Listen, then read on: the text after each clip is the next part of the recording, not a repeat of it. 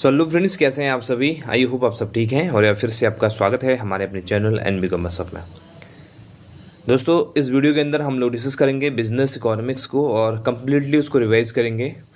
Although ये video काफ़ी लंबी होने वाली है क्योंकि बिजनेस इकोनॉमिक्स के अंदर ऐसे ऐसे आपके टॉपिक्स हैं जिनको हम छोड़ नहीं सकते हैं।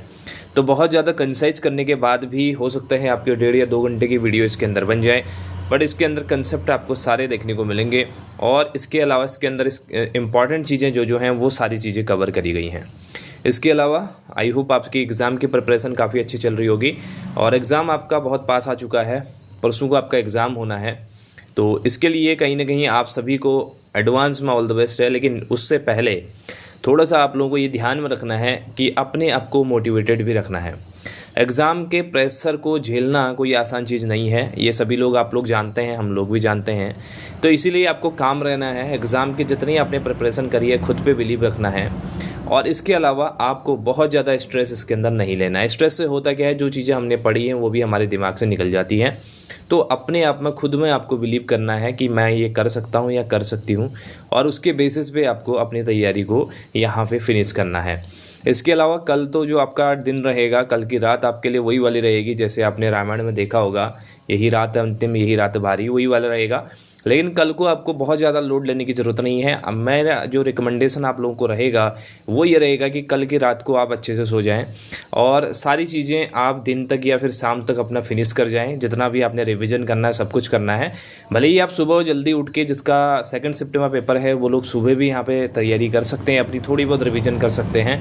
इसके अलावा बहुत ज़्यादा आपको लोड लेने की ज़रूरत नहीं है क्योंकि एग्ज़ाम ऐसा होता है, एग्ज़ाम के अंदर देखिए आप लोग कभी भी नंबर्स को लेके मत चलना। नंबर्स इन द सेंस कि आपको इतनी सीट हैं और इतने यहाँ पे आपके एग्ज़ाम के अंदर बैठने वाले लोग हैं, अगर ऐसा सोच के चलेंगे तो एग्ज़ाम कभी आपका क्वालिफाई नहीं होगा, उससे कोई मतलब नहीं होता। अगर आपके एग्ज़ाम के अंदर सीट हैं बाई चांस 40 सीट हैं, राइट, तो अगर मैं बात करूं इसके अंदर कॉम्पिटिटर आपके कितने हैं, कॉम्पिटिटर मान लिया जाए एक नंबर मैं ले रहा हूं, अज्यूम करके खाली 1000 नंबर मैं ले लेता हूं, तो 1000 लोगों में से 200-300 ही लोग ऐसे होते हैं जो आपके सीरियसली प्रिपरेशन कर रहे होते हैं। ये बात को आपको ध्यान रखना है और आपको इन 200 से 300 लोगों के बीच में बनना है और वही लोग एग्ज़ाम को क्रैक करते हैं। बाकी जो होती है वो भीड़ होती है एक तरीके से, और वो मतलब एक तरीके का आप सोच समझ वहाँ पे एक रेंज बन जाती है कि उसी रेंज के अंदर वो लोग फंसे रहते हैं।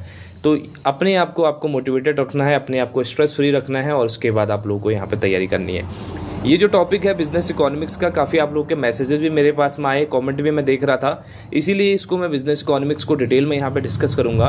और इसके अलावा जितने भी रिवीजन की वीडियो है मैं आपको रिकमेंड करता हूँ एक बार फिर से आप लोग सभी लोग देख लेना। भले ही आप उसको स्पीड में देख लो, 2x 3x की स्पीड पर आप लोग देख लेना, लेकिन रिवाइज जरूर कर लेना। इसलिए मैं कह रहा हूँ लास्ट टाइम पे जो चीज़ें पढ़ी जाती हैं तो आपके दिमाग में वही चीज़ें, आपके कानों में वही चीज़ें घुसेंगी एग्ज़ाम हॉल के अंदर, तो वो आपको वहाँ पे हेल्प करेंगी। तो चलिए ज़्यादा लेक्चर नहीं देते हैं, अब स्टार्ट करते हैं अपने रिवीजन वीडियो को। और लास्ट वीडियो के अंदर जब हमने बात करी थी मनी एंड बैंकिंग की, तो मैंने आप लोगों से एक क्वेश्चन पूछा था, आरबीआई के जो बोर्ड है उस कंपोजिशन है उसके अंदर कितने मेंबर यहाँ पे होते हैं। आपने किसी ने सही आंसर यहाँ पे नहीं दिया, उसके अंदर 21 मेंबर होते हैं। अब आपको ये पता करना है, खुद से ढूंढना है ताकि आप लोगों को ये नंबर याद रहे। अब मैं आपको ये काम क्यों देता हूँ, उसका रीज़न ये है कि आप लोग जब खुद सर्च करेंगे चीज़ों को तो वो आपको ज़्यादा देर तक या ज़्यादा टाइम तक अच्छे से याद रहेगा। अब ये जो 21 मेंबर्स होते हैं वो कहाँ कहाँ से होते हैं, इसके अंदर 4 डिप्टी गवर्नर होते हैं, इतना मैं बता देता हूँ। इसके अलावा बाकी के मेंबर्स को आपको देखना है, आपको आसानी से गूगल पे भी कहीं पे भी आपको मिल जाएगा, ठीक है। तो इसको आप चेक कर लेना, इससे क्वेश्चन में आ सकता है आपके एग्जाम के अंदर, इसीलिए मैंने इसको पूछा था। चलिए सबसे पहले डेफिनेशन की बात कर लेते हैं बिजनेस इकोनॉमिक्स की। तो business economics is the application of the economic concept, tools and theories to the solve practical problems faced by the businesses. अब यहाँ पे बात करी जाती है बिजनेस इकोनॉमिक्स क्या है, एक तरह का एप्लीकेशन है, ये अप्लाइड साइंस इसको हम लोग कहते हैं। तो इसमें हम लोग इकोनॉमिक कॉन्सेप्ट या टूल या थ्योरीज की अलग अलग बात करते हैं जो कि हमारे प्रैक्टिकल प्रॉब्लम्स को सॉल्व करने के लिए काम में आते हैं। It deals with the allocation of the scarce resources among competing businesses activities and with the objective of maximising profits. तो यहाँ पे एक आपके कंपटीशन के बीच में इन चीज़ों को किया जाता है, अपने जो हमारे पास में स्केयर यानी कि जो पड़े हुए रिसोर्सेज है उनको कैसे हम एलोकेट करेंगे ताकि हम क्या कर पाए, अपने प्रॉफिट को मैक्सिमाइज कर पाएँ, ठीक है बात। और इसके अलावा अगर बात करें हमारे यहाँ पे डेफिनेशन की, तो ये डेफिनेशन दी है यहाँ पे स्पेंसर ने दी है, business economics is the integration of economic theory with the business practices for the purpose of facilitating decision making and forward planning. तो यहाँ पे बात हो रही है कि हमारा बिजनेस इकोनॉमिक्स क्या है, एक इंटीग्रेशन है किसके साथ में, इकोनॉमिक थ्योरी और बिजनेस प्रैक्टिसेस का, दोनों का यहाँ पे मेल है, किसके पर्पज के लिए, फैसिलिटेट करने के लिए अपने डिसीजन मेकिंग को और अपने फ्यूचर की प्लानिंग के लिए। क्लियर होगी बात। तो बिजनेस इकोनॉमिक्स क्या है, act as a bridge between the abstract economic theory and the real world business decisions. तो यहाँ पे कुछ थ्योरीज हैं और कुछ हमारे रियल वर्ल्ड के प्रॉब्लम्स हैं, इन दोनों के बीच में जो ब्रिज का काम करता है उसे हम बिजनेस इकोनॉमिक्स कहते हैं। चलिए आगे बढ़ते हैं फटाफट से। अब समझते हैं यहाँ पे नेचर ऑफ बिजनेस इकोनॉमिक्स, क्या नेचर रहने वाला बिजनेस इकोनॉमिक्स का। सबसे पहले है ये प्रैक्टिकल इन नेचर, ये आपका प्रैक्टिकल होता है, इसको जैसा मैंने बताया इसको अप्लाई किया जाता है, ये it applies economic principle to solve the business problems. तो ये जो आपके यहाँ पे इकोनॉमिक्स के प्रिंसिपल्स हैं, इनको बिजनेस की जनरल प्रॉब्लम्स को या डे टू डे प्रॉब्लम्स को सॉल्व करने के लिए यूज किया जाता है। दूसरा पॉइंट इंपॉर्टेंट मार्क कर लेना, इसको हम नॉर्मेटिव एंड प्रिस्क्रिप्टिव कहते हैं। यहाँ पे बात होती है एक तो आपके नॉर्मेटिव साइंस की, एक होती है हमारे पास में यहाँ पे पॉजिटिव साइंस की बात आगे भी डिस्कस करूंगा, लेकिन फिलहाल के लिए नॉर्मेटिव और पॉजिटिव साइंस के अंदर आपको ये समझना है कि नॉर्मेटिव साइंस आपका क्या कहता है। नॉर्मेटिव साइंस कहता है कि क्या होना चाहिए नॉर्मली, और पॉजिटिव साइंस कहता है कि क्या है, क्या एग्जिस्ट करता है अभी, उसकी बात यहाँ पे करता है। तो हमेशा इकोनॉमिक्स के सेंस में ये याद रखना, नॉर्मेटिव होता है इकोनॉमिक्स, बिजनेस इकोनॉमिक्स, ठीक है। It is not only explain what is but also suggest what ought to be done. तो मतलब ये सिर्फ ये नहीं बताता कि क्या है, ये बताता है कि क्या होना चाहिए। आगे भी अभी मैं डिस्कस करूँगा, दोबारा से आएगा ये।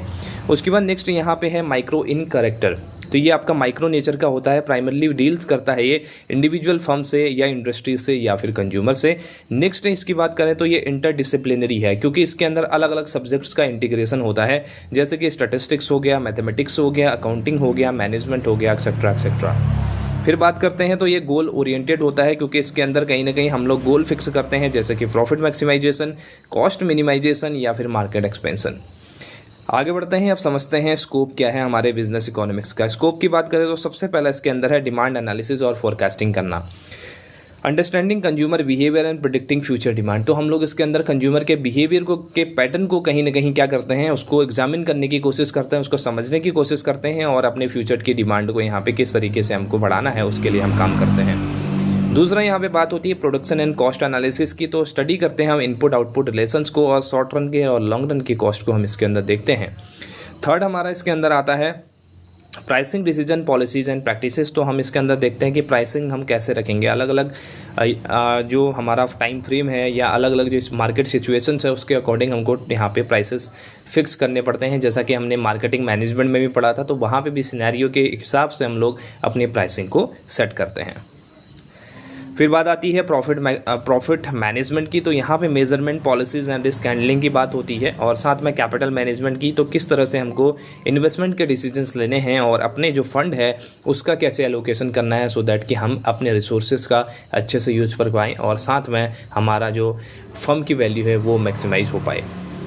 अब यहाँ पे बात आती है मेथडोलॉजी की। ये मेथडोलॉजी आपको पहले भी मैंने बताई थी, और यहाँ पे भी हम इसको डिस्कस कर रहे हैं किस तरीके से सबसे पहले प्रॉब्लम का आइडेंटिफिकेशन होता है, फिर फॉर्मुलेट किए जाते हैं इकोनॉमिक मॉडल को। अब यहाँ पे इकोनॉमिक मॉडल का मतलब ये है कि इसके अंदर कौन से अजम्पशंस को फॉलो कर रहे हैं हम लोग, कौन से मॉडल को फॉलो कर रहे हैं, प्लस इसके अंदर वेरिएबल्स हमारे क्या रहने वाले हैं जिन पे हम लोग स्टडी करेंगे। वेरिएबल्स का मतलब वो हो गया जिन पे जो वेरी करेंगे, मतलब जिन पे हम स्टडी करने वाले हैं, जो हमारी स्टडी के अंदर यहाँ पे अब कंपोनेंट होंगे।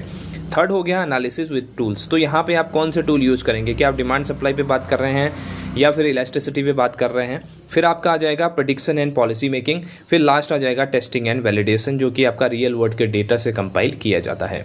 ठीक है बात, तो ये आपका मेथडोलॉजी है, इसके स्टेप्स को आपको ध्यान में रखना है। फिर आगे बढ़ते हैं, आप समझते हैं माइक्रो और मैक्रो इकोनॉमिक्स क्या होता है। ठीक, तो पहला होता है micro economics. Micro economics simple सा है, जहाँ पे माइक्रो और मैक्रो की बात आती है ना, सिंपली आप माइक्रो का मतलब होता है कि इंडिविजुअल यूनिट की बात होती है, आपके सिंगल बिजनेस की बात हो रही है, आपके बिजनेस के इंटरनल मैटर की बात हो रही है। तो यहाँ पे स्टडी की जाती है इंडिविजुअल यूनिट को, जैसे कि कंज्यूमर हो गया, फर्म्स हो गया, इंडस्ट्रीज़ हो गया, और इसके अंदर demand supply, price determination, cost, production, ये सारी चीज़ें आती हैं। कहने का मतलब ये है कि एक सिंगल फर्म की स्टडी को हम लोग करेंगे तो माइक्रो इकोनॉमिक्स का पार्ट होगा, चाहे उससे रिलेटेड जितने भी कंपोनेंट हैं उनकी स्टडी करेंगे, जैसे कंज्यूमर्स हो गए, फर्म्स हो गए, इंडस्ट्रीज़ हो गई, एक्सेट्रा। फिर आती है मैक्रो इकोनॉमिक्स की बात, तो इसके अंदर हम एग्रीगेट्स की बात करते हैं। इसके अंदर हम लोग पूरी पर्टिकुलर नेशनल इनकम की बात करेंगे या एम्प्लॉयमेंट, ग्रोथ, इन्फ्लेशन, बीओपी, सब कुछ इसके अंदर बात करेंगे। हम पूरे नेशंस की बात करेंगे, पूरे पर्टिकुलर इंडस्ट्री की बात करेंगे, एक फर्म की बात नहीं करेंगे।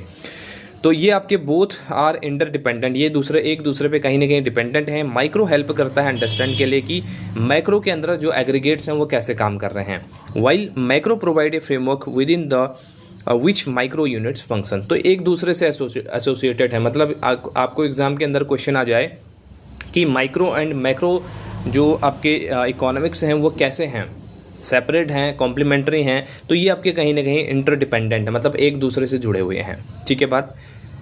चलिए आगे बढ़ते हैं। अब समझते हैं मेजरमेंट ऑफ यूटिलिटी। यूटिलिटी को कैसे मेजर किया जा सकता है। यूटिलिटी सबसे पहले क्या होती है उसको समझो। यूटिलिटी का मतलब होता है सेटिस्फैक्शन जो मिलता है हमको किसी भी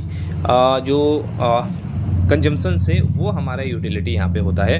वेनेवर वी कंज्यूम गुड्स और सर्विसेज वी गेट सेटिस्फैक्शन। जब भी हम लोगों को कोई गुड्स या सर्विस कंज्यूम करने के लिए मिलती है तो उसके बाद जो हमको मिलता है उसको हम सेटिस्फैक्शन कहते हैं। This satisfaction is called utility in the economics. तो इकोनॉमिक्स के अंदर जो सेटिस्फैक्शन मिली, जो खुशी आपको मिली, जो आपको राहत मिली, तो वो हमारा यूटिलिटी होता है। फिर एग्जाम्पल के लिए देखेंगे, eating an ice cream gives A happiness. तो ये हैप्पीनेस क्या है, यूटिलिटी बोलते हैं इसको इकोनॉमिक्स के टर्म्स में। आगे बढ़ते हैं। अब समझते हैं इसके अंदर यूटिलिटी दो तरह की होगी, कार्डिनल यूटिलिटी होगी और आपका ऑर्डिनल यूटिलिटी होगी।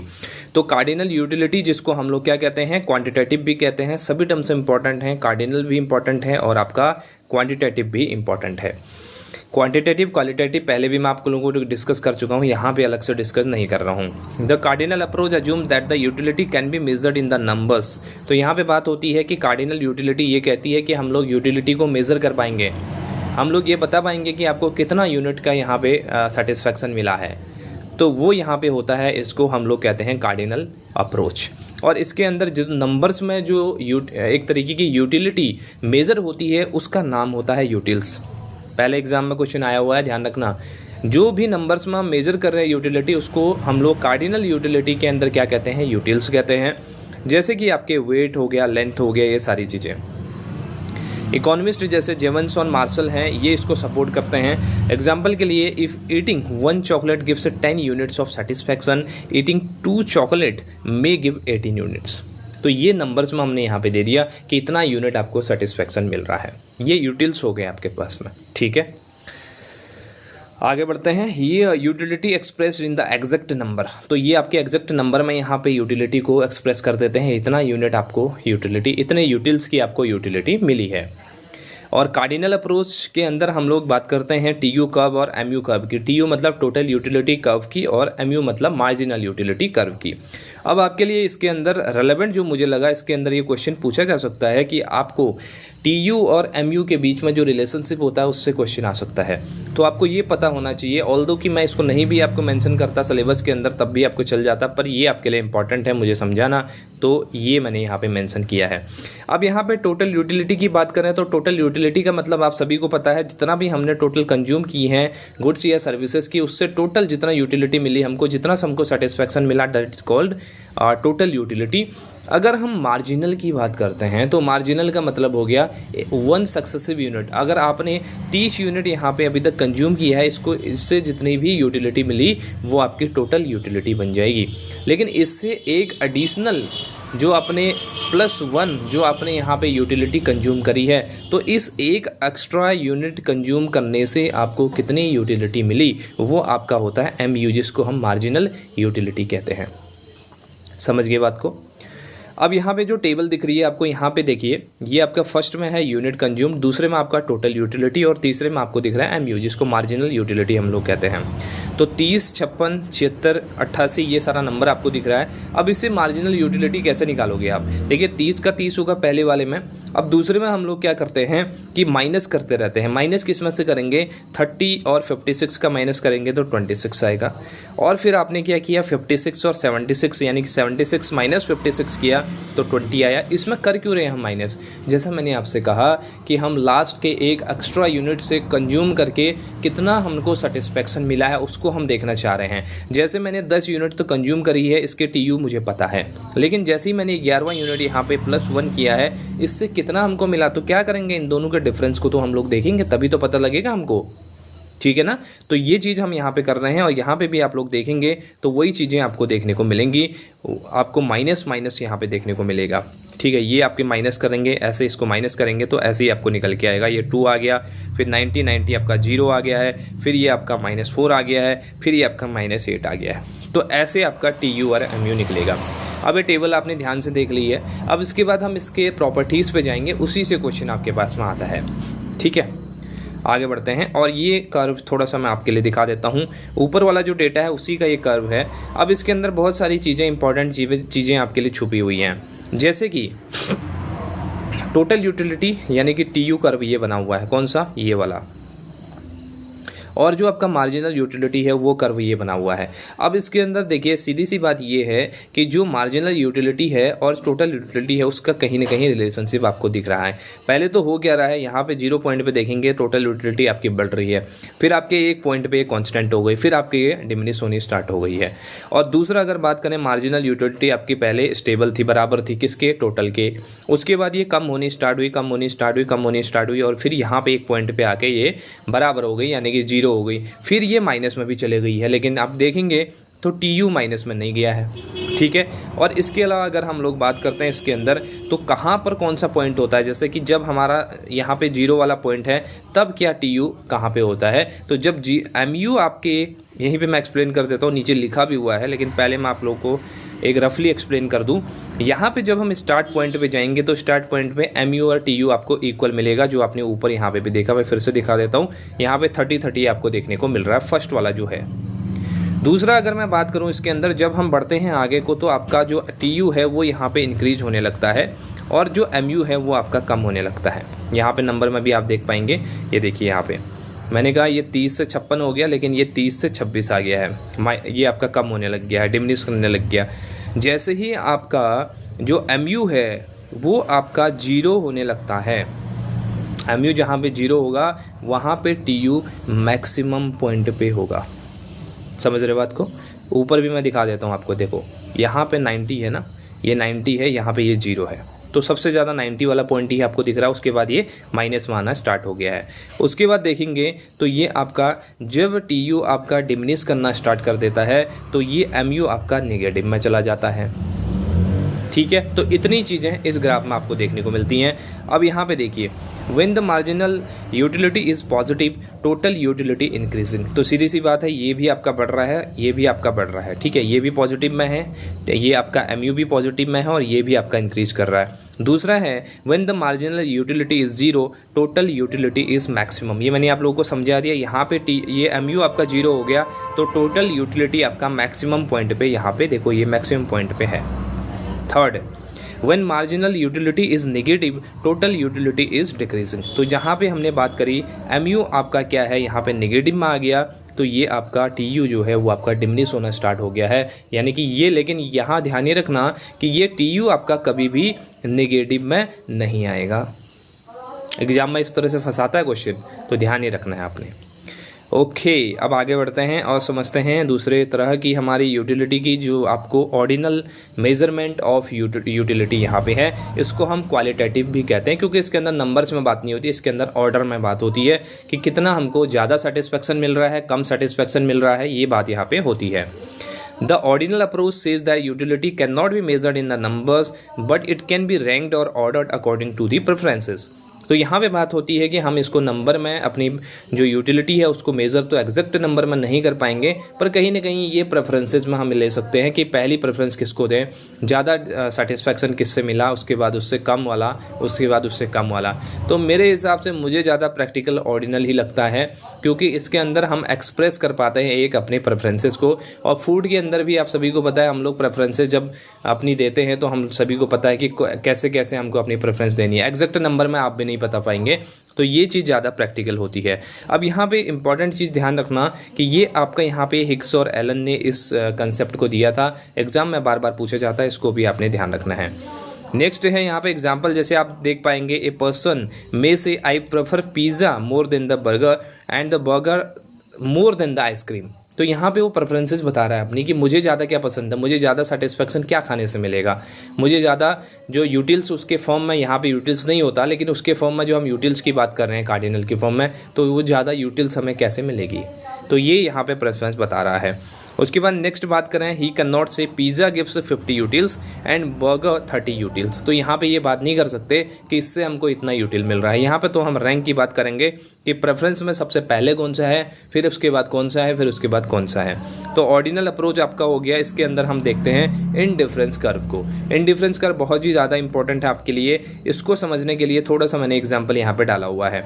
आप यहाँ पे टेबल देख पाएंगे। इनडिफरेंस कर्व का मतलब समझ लीजिए, indifference curve is a line showing all the combination of the two goods which give a consumer equal utility. तो कहने का मतलब ये है कि इसके अंदर हमारे पास में दो गुड्स होते हैं, उन गुड्स के हम ऐसे ऐसे कॉम्बिनेशन बनाते हैं जिससे हमको इक्वल सेटिस्फैक्शन मिल पाए। ठीक है, तो हर जो कॉम्बिनेशन है उससे हमको सेटिस्फैक्शन मिलता है। In other words consumer would be indifferent to these different combination. तो ये अलग अलग कॉम्बिनेशन में क्या होगा, सेम तरह का, सेम लेवल का सेटिस्फैक्शन हम लोगों को मिल पाएगा। तो ये एप्पल और बनाना यहाँ पे आपको दिख रहे हैं अलग अलग क्वांटिटी के अंदर। अब इसका जो आईसी कर्व है आपको कुछ इस तरीके का यहाँ पे आईसी कर्व आपका बनता है। ठीक, एप्पल और बनाना का यहाँ पे आईसी कर्व आपको दिख रहा है। और जहाँ पे हम लोग बात कर रहे हैं एप्पल के 20 यूनिट की, तो कहीं ना कहीं 14 यूनिट आपको 20 यूनिट बनाना की, तो एप्पल्स की आपको 14 यूनिट यहाँ पे दिख रही है। 26 यूनिट आपके बनाना की हैं तो ये आपको 10 यूनिट ही एप्पल की दिख रही हैं। और साथ में 41 यूनिट आपके बनाना की हैं तो 9 यूनिट आपकी एप्पल्स की हैं। तो ये कुछ कर्व आपका कुछ इस तरीके से बनता है, जो कि आपका कहीं ना कहीं एक तरह का आपका ये जो इसमें एक चीज़ इंपॉर्टेंट है ना, ये पॉइंट होता है ओरिजिन का। ठीक है, ये पॉइंट है ओरिजिन का, और ये ओरिजिन की तरफ क्या है, कन्वेक्स होता है। ये बात याद रखना। आगे भी प्रॉपर्टीज़ मैंने डाली हुई हैं इसके अंदर, तो ये आपका यहाँ पे हो गया।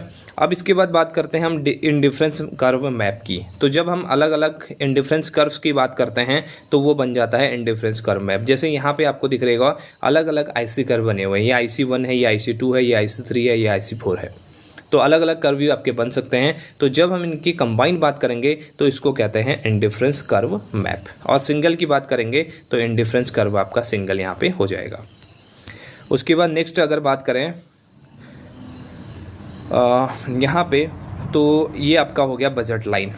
थर्ड आपका यहाँ पे आता है बजट लाइन। अभी मैं इसकी प्रॉपर्टीज़ की बात आपसे करूँगा, लेकिन यहाँ पे बजट लाइन वो होती है जहाँ पे हम अलग अलग कॉम्बिनेशंस को एक सिंगल लाइन पे शो करते हैं, उसको हम यहाँ पे बजट लाइन कहते हैं। जैसे आप देख पा रहे होंगे यहाँ पे 15 यूनिट और 10 यूनिट, और ये 10 यूनिट और यहाँ पे 20 यूनिट। तो इसको हमने एक सिंगल लाइन पे हमने यहाँ पे रिप्रेजेंट करा है, तो इसको हम कहते हैं budget line. Budget line shows the combination of goods that can be afforded with your current income. तो ये क्यों हम ग्रुप बना रहे हैं, क्योंकि हमारे पास में इनकम क्या है, लिमिटेड है। उसी लिमिटेड इनकम के बेसिस पे जो हम यहाँ पे कॉम्बिनेशन क्रिएट कर रहे हैं उसको एक सिंगल लाइन में जब दिखाते हैं उसको बजट लाइन कहते हैं। तो बजट लाइन का क्वेश्चन भी एग्जाम के अंदर पूछे जाने की संभावना है। ठीक, और यहाँ पे अगर बात करें ऑप्टिमल चॉइस क्या होती है एक कंज्यूमर के लिए, कहाँ पर जो है वो अपने आप को इंडिफरेंस पाता है अगर उसके पास में एक से ज़्यादा आईसी कर्व बनते हैं। जैसे आप देख रहे हैं यहाँ पे IC1 है, IC2 है, IC3, यहाँ पे 3 कर्व बन रहे हैं। तो यहाँ पे बात होती है हमारे कि ये कंडीशन देखने को मिलती है।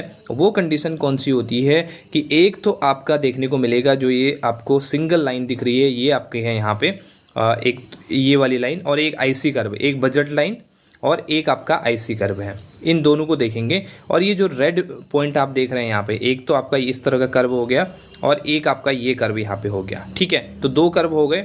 अब इन दोनों कर्व के बीच में एक सिंगल लाइन आपको दिख रही है, ये आपका आईसी कर्व हो गया है, ये आपका बजट लाइन हो गया है। यहाँ पे जो सिंगल पॉइंट है ये होता है आपका जहाँ पे कंज्यूमर को ये ऑप्टिमम फील होता है, यानी कि ये यहाँ पे उसको मैक्सिमम सेटिस्फेक्शन मिलेगा। इसकी कंडीशन ये होती है कि ये टेंजेंट होना चाहिए। आईसी कर्व आपका बजट लाइन पे जहाँ पे जिस पॉइंट पे टेंजेंट होगा वो पॉइंट आपका क्या होगा, ऑप्टिमल पॉइंट होगा। ठीक, यहाँ पे इंटरसेक्शन की बात नहीं हो रही है, यहाँ पे हो रही है टेंजेंट की। तो टेंजेंट में कैसी की सिचुएशन होगी, कुछ इस तरीके की सिचुएशन होगी, एक पॉइंट पे मिलेगा खाली। अगर इस तरह का इंटरसेक्ट हो रहा है तो भी गलत है, अगर इस तरह का इंटरसेक्ट हो रहा है तो भी गलत है, खाली टेंजेंट होना चाहिए एक सिंगल पॉइंट पे, तो वो हमारा बनता है यहाँ पे ऑप्टिमल पॉइंट का। यहाँ पे लिखा भी हुआ है यहाँ पे देखेंगे तो आपका B1 है the consumer will maximise utility where the highest indifference curve is tangent to the budget line. तो यहाँ पे आपका टेंजेंट होना चाहिए बजट लाइन पे, उसी पॉइंट पे कंज्यूमर को मैक्सिमम सेटिस्फेक्शन मिलेगा। ठीक है।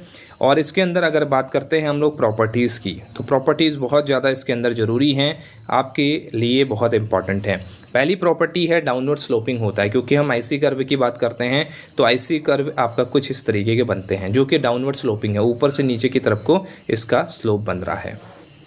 दूसरा अगर बात करें इसके अंदर कन्वेक्स टू ओरिजिन होता है, जो मैंने अभी आपको समझाया कुछ इस तरीके का है। ये पॉइंट आपका ओरिजिन हो गया है, जीरो वाला पॉइंट, तो ये आपका यहाँ पे ऐसे बनता है, आपका कन्वेक्स बनता है। अगर मैं इसके उल्टा बात करता हूँ तो ये जो होता है ये होता है कनकेव टू ओरिजिन। बट आपको ध्यान ये रखना है कि ये आपके पास में होगा इंडिफरेंस कर्व, वो है कन्वेक्स टू ओरिजिन। और एग्ज़ाम के अंदर ये भी क्वेश्चन पूछता है आपसे कि कन्वेक्स टू ओरिजिन, तो आपको पता है, आपने रटा हुआ है, लेकिन क्यों है, कैसे कन्वेक्स टू ओरिजिन है, तो किस रीजन की वजह से है, तो आप कहेंगे कि due to diminishing marginal rate of substitutions. इसको हम लोग बोलते हैं MRS। सिंपल सी बात है ना, जहाँ पे हम लोग बात करते हैं सब्स्टिट्यूशंस की, तो उसमें हम क्या कर रहे हैं, एक यूनिट को एक्स्ट्रा ले रहे हैं तो वहाँ से कुछ यूनिट छोड़ रहे हैं। अगर हम लोग बनाना की यूनिट को एक्स्ट्रा ले रहे हैं तो एप्पल की यूनिट को हमको छोड़ना पड़ रहा है ना, उनको सेक्रीफाइस करना पड़ रहा है ना। तो यही हमारा क्या होता है, रेट ऑफ सब्स्टिट्यूशन होता है। हमने अपने लेक्चर के अंदर, पेड स्टूडेंट को सब कुछ पता होगा, उसके अंदर डिटेल में डिस्कस किया था कि हम लोग कैसे इसके अंदर सब्स्टिट्यूशन का यूज़ करते हैं, कितने यूनिट हम इसके छोड़ें कि कितने यूनिट हम इसके यहाँ पे ले लें, तो वो हमारा होता है यहाँ पे सब्स्टिट्यूशंस। तो MRS आपको शॉर्ट में याद रखना है, मार्जिनल रेट ऑफ सब्स्टिट्यूशन की वजह से कन्वेक्स टू ओरिजिन ये आपके कर्व, आईसी कर्व होते हैं। और जितना हाइयर आईसी होगा उतना हाइयर आपका सेटिस्फेक्शन लेवल होगा और इसके अंदर यूटिलिटी भी हाइयर होगी। आईसीज नेवर इंटरसेक्ट, तो ये आईसी कर्व आपके इंटरसेक्ट नहीं करते हैं आपस में। डू नॉट टच एक्सेस, तो ये आपके एक दूसरे जो कर्व हैं वो किसी भी एक्सेस को टच नहीं करते, ना ही ये एक्स एक्सेस को टच करेंगे, ना ही ये वाई एक्सेस को टच करेंगे। और ये फॉर्म करते हैं इंडिफरेंस मैप को। इंडिफरेंस मैप कैसे बनेगा, आईसी कर्व का जो कॉम्बिनेशन होता है वही आपका इंडिफरेंस मैप होता है। ठीक, ओके। अब इसके अंदर देखेंगे, जैसे मैंने बोला आईसी कर्व तो मैंने बता दिया, यहाँ पे एक प्रॉपर्टी मैंने बताई आपको, ये बताया कि आईसीज नेवर इंटरसेक्ट, ये तो मैंने आपको बता दिया है। लेकिन आपको इसके अंदर एक काम खुद से करना है, और वो काम क्या है आपका, कि आपको दो तरह के गुड्स के लिए आईसी कर्व किस तरह का बनता है वो आपको यहाँ पे पता करना है। चलिए पता क्या करना है मैं ही आपको बता देता हूँ। जब भी बात होगी आपके पास में एक कॉम्प्लीमेंट्री गुड की और एक होगी आपके जो सब्स्टिट्यूशन वाले गुड्स होते हैं उनकी, तो कॉम्प्लीमेंट्री गुड्स के केस में आपका आईसी कर्व हमेशा एल शेप का बनेगा। ये बात आपने ध्यान रखना है, ये आईसी कर्व कुछ इस तरीके का बनेगा आपका। ठीक है, तो ये बात आपने देखना है। और इसके अलावा अगर हम लोग जो सब्स्टिट्यूट गुड्स हैं उसके केस में बात करें तो इसके अंदर सिंगल लाइन आपकी बनती है। ठीक, तो ये दो इसके जो एक्सेप्शन कह सकते हैं हम लोग वो यहाँ पे हैं। तो ये एक्सेप्शन एग्जाम के अंदर कभी कभी पूछ लेता है कॉम्प्लीमेंट्री गुड्स और सब्स्टिट्यूट जो गुड्स आपके हैं उनके केस में। तो सब्स्टिट्यूशन का इफेक्ट भी इसके अंदर देखने को मिलता है। अब इसको एक छोटा सा तरीका है इसको याद करने का, किसको, कॉम्प्लीमेंट्री गुड्स को कैसे याद करेंगे, इसका कर्व कैसे बनता है। आईसी कर्व का तो आपको पता चल गया कि आईसी कर्व तो हमारा जनरली ऐसे बन रहा है। ठीक, कॉम्प्लीमेंट्री के लिए मैं आपको एक तरीका बताता हूँ। कॉम्प्लीमेंट्री का मतलब क्या होता है, कॉम्प्लीमेंट्री का मतलब ये होता है कि जब हम एक प्रोडक्ट को दूसरे प्रोडक्ट के साथ जोड़ेंगे तब आपका फाइनल प्रोडक्ट बनेगा। जैसे कि फॉर एग्जांपल आपके पास में कार है, कार के साथ अगर पेट्रोल नहीं है तो फिर आप कैसे कार को चलाएंगे, धक्का लगा के नहीं। तो आपके कार और पेट्रोल कॉम्प्लीमेंट्री हो गए नहीं एक दूसरे के, तो दोनों जब मिलेंगे तब जाके कहीं ना कहीं आपकी कार चल पाएगी। तो इसको बनाने का कर्व बहुत सिंपल है। आपका एक प्रोडक्ट आपने ये मान लिया, दूसरा प्रोडक्ट इससे जोड़ेंगे तभी तो कहीं ना कहीं आपका ये कॉम्प्लीमेंट्री हुआ ना। तो ये एल शेप अपने आप बन गया है। देखिए मैंने क्या किया, एक लाइन यहाँ खींची है और दूसरी लाइन इससे जोड़ दी है। जनरली हम पहली लाइन तो कैसे ही खींचते हैं, आप सभी को पता ही है, खड़ी लाइन ही खींचते हैं, दूसरी लाइन आपने ऐसे खींच देनी है, तो एल शेप का आपका बन गया। तो ये याद करने के कुछ तरीके होते हैं, अपने हिसाब से आप इनको डिराइव कर सकते हैं। उसके बाद ये मैंने आपसे डिस्कस कर ली है इसकी प्रॉपर्टीज़ को, इनको आपको ध्यान रखना है। फिर की डिफरेंसेस की बात करें तो की डिफरेंसेस में आपके पास में दो आते हैं, एक तो कार्डिनल आता है, एक ऑर्डिनल आता है। ये आपका यहाँ पे मैंने डिस्कस कर लिया है। मेज़र करता है ये आपके नंबर यूटिल्स में कार्डिनल वाला, और जहाँ बात करते हैं हम लोग ऑर्डिनल की तो ये आपके चॉइसेस और फर्स्ट चॉइस सेकंड चॉइस पे यानी कि आपके ऑर्डर पे कहीं ना कहीं डिपेंड होता है।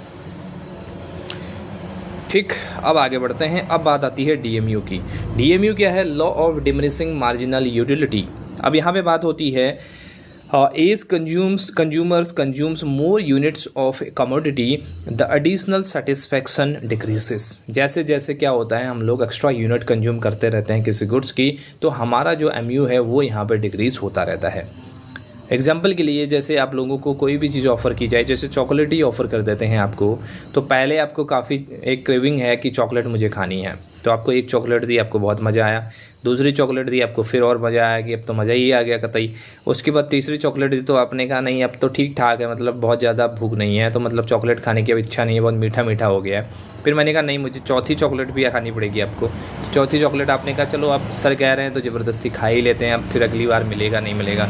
मैंने कहा नहीं, पाँचवीं चॉकलेट भी आपको खानी पड़ेगी। तो पाँचवीं चॉकलेट भी आपने ज़बरदस्ती खा ली, गुस्से में ऐसे आंखें दिखा के।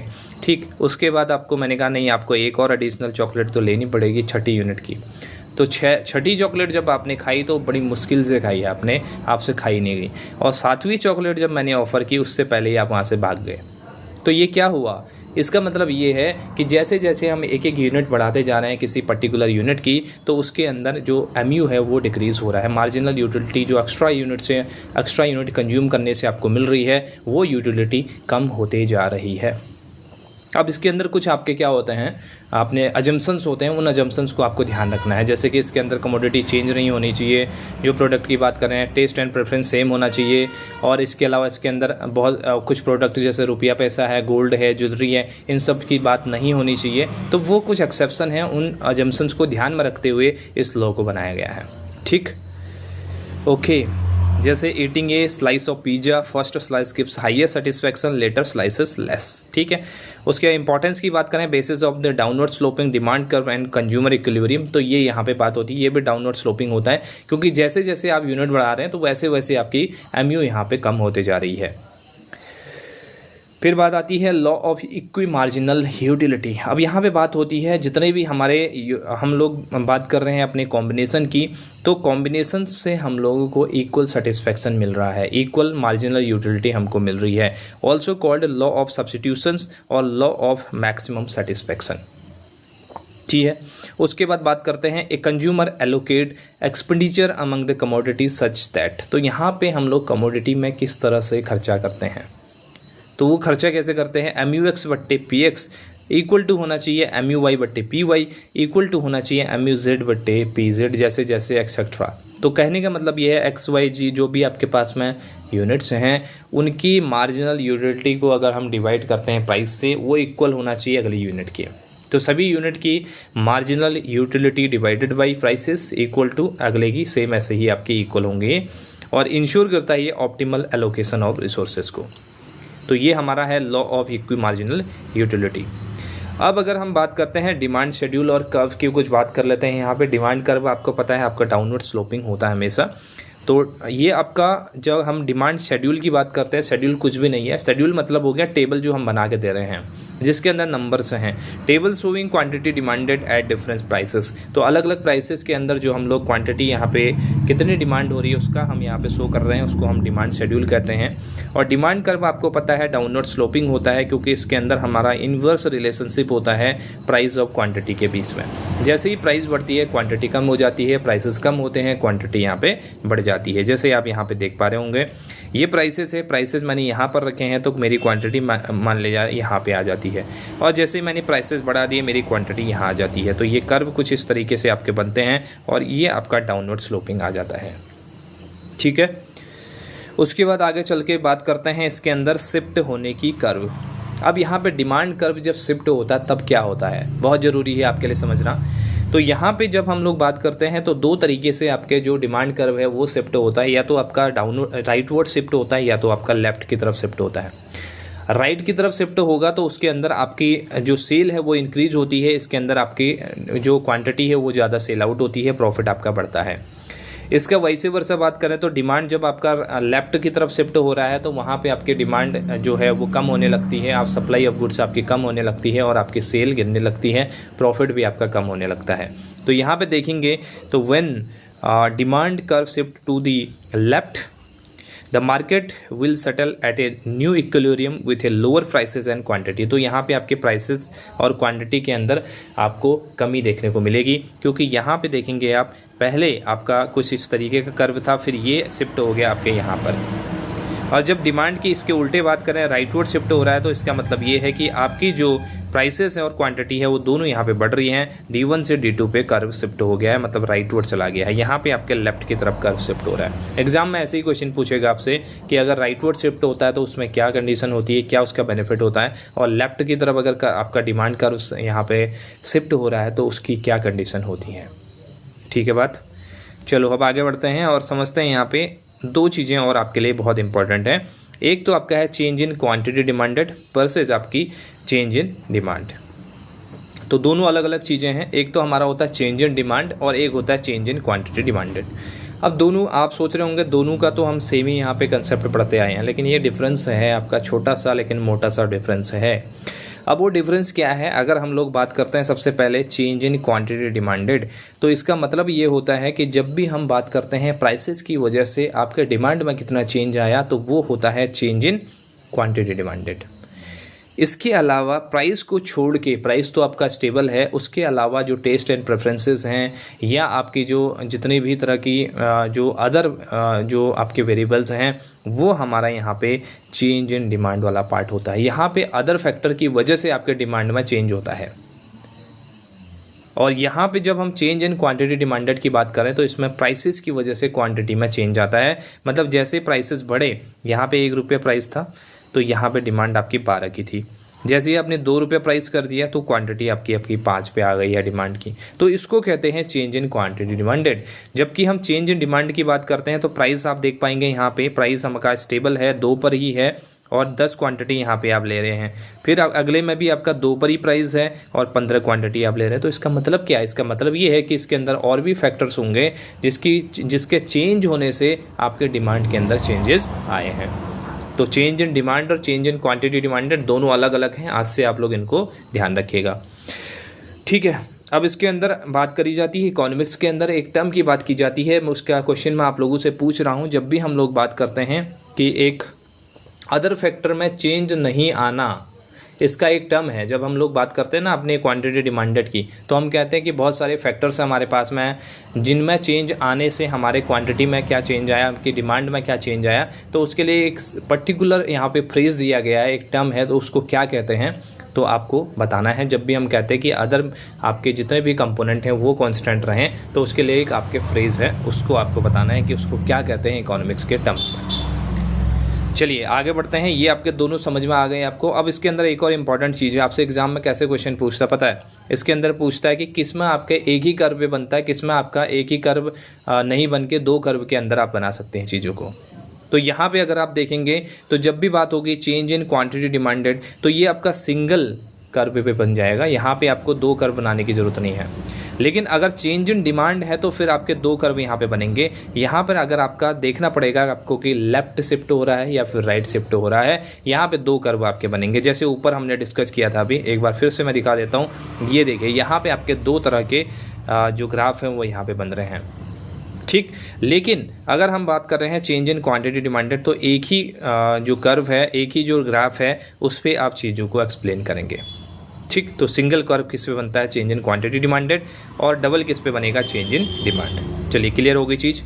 अब यहाँ पे बात करते हैं, और लिखा भी हुआ है quantity demanded movement on the same curve, और डिमांड की बात करें तो शिफ्ट ऑफ कर्व राइटवर्ड और लेफ्टवर्ड। आगे चलते हैं, अब समझते हैं इलास्टिसिटी ऑफ डिमांड को फटाफट से। इलास्टिसिटी ऑफ डिमांड काफ़ी लंबा चौड़ा टॉपिक तो नहीं है, पर इसके अंदर आपके कंसेप्ट काफ़ी हैं। जैसे इसके अंदर आता है प्राइस इलास्टिसिटी, फिर आता है इनकम इलास्टिसिटी, फिर आता है क्रॉस इलास्टिसिटी, और भी एक ऑप्शनल आपका प्रमोशनल इलास्टिसिटी है। ये आपका ज़्यादा इसके अंदर पूछा नहीं जाता, आपके लिए रेलेवेंट ये 3 ही रहेंगे। ठीक है, चलिए अब बात करते हैं सबसे पहले प्राइस की। फटाफट से इसको मैं एक डायग्राम से मैंने आपको समझा दिया है, इसके अंदर बहुत ज़्यादा टाइम वेस्ट नहीं करेंगे।